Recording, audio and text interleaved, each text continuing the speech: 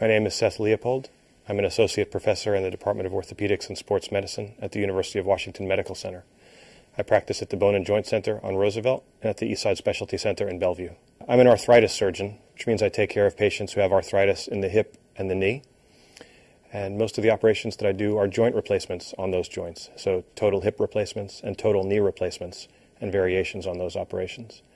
When I take care of patients, I try to start by listening. I let them tell me what they want to say as much as possible without me interrupting them, for as long really as they'd like to talk about the main problem that brought them to the office. The things that I'm listening for have to do with what their goals are, what their expectations are, what they were able to do before the arthritis set in, and what they've been able to do since, and most importantly, what they'd like to be able to do again.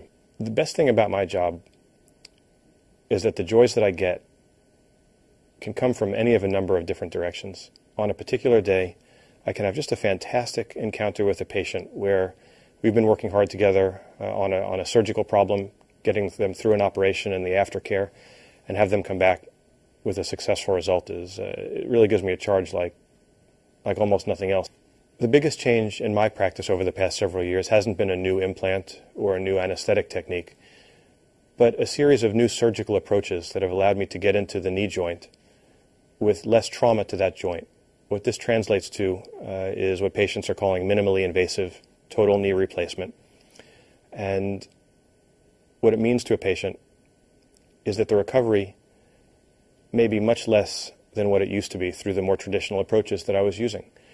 Where a patient before might have required a cane out to 6 weeks, now a typical patient is getting off the cane 2 or 3 weeks after knee replacement. Where somebody might have been in physical therapy for 2.5 or 3 months, now it might be 4 weeks or 6.